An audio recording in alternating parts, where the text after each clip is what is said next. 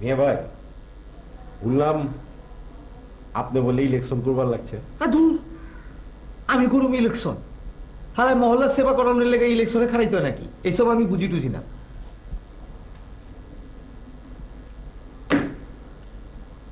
তারা ভাই সারা জীবন মহল্লার সেবা করতে করতে জীবনটারে শেষ করে দিল। বাপদাদার যা সম্পত্তি ছিল তাও বিক্রি করে শেষ করে ফেলাইলেন। আমি কই কি মিয়া ভাই, আপনি আমাকে লগে থাকেন। আমাকে লগে থাকলে মিয়া ভাই দেখবেন আপনি বিয়ে আপনার বাপদাদার সম্পত্তি রক্ষা করতে পারতেছেন, আবার নতুন করে সম্পত্তিও কিনবার পারতেছেন। কি কইতে চাস তুই? তুই কি আমার চান্দাবাজ গো সর্দার বানাইবার চাস? আরে দূর মিয়া ভাই, আপনি যে কি কর না, আপনি শুধু ঘরে বয়ে থাকবেন মুরব্বীর মতো। আমি ঘরে বয়া থাকুম আর তোরা বাইরে মহল্লাটারে দুযোগ বানাবি না? কি যে কর না মিয়া ভাই, আমি ইলেকশনে খাড়াইতেছি কি মহল্লারে দুযোগ বানাবার লেগে? মিয়া ভাই আপনি শুধু আমার একটু সহযোগিতা করুন। তুই ইলেকশনে খারাপি? অতক্ষণে বুঝলাম আমি তুই কি লেগে আমার লগে আপোষ করবার আইছস। শোন, এইসব ধান্দাবাজি ছাড়, বুঝছস? তোর মতো সন্ত্রাসী চান্দাবাজি যদি এই মহল্লায় প্রতিনিধি হয় তাহলে মহল্লাটার অবস্থা কি হইব, বুঝছস?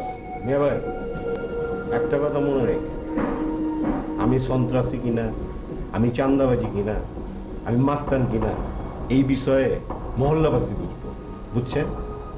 শোন, ওইসব বাসন বুসন আমারে দিবি না, ঠিক আছে? তুই যদি ইলেকশনে খারাস তাহলে আমরা কিন্তু খুঁজা বাইর করে একটা সৎ প্রার্থী খাড়া করে দেবো, বাইক বাইক গিয়ে হেল লেগে ভোট চামো। আর এটাও নিশ্চিত করুন যে তুই যাতে ভোটটা না জিততে পারস, বুঝছস?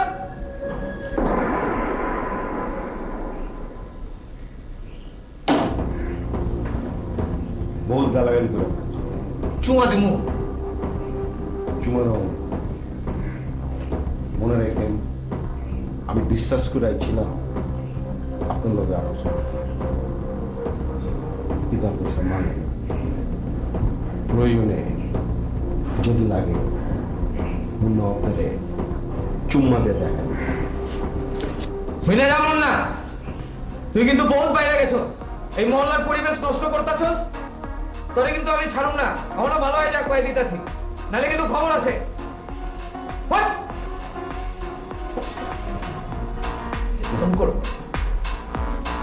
তোর ইলেকশন আমি দাঁড়িয়ে আছি।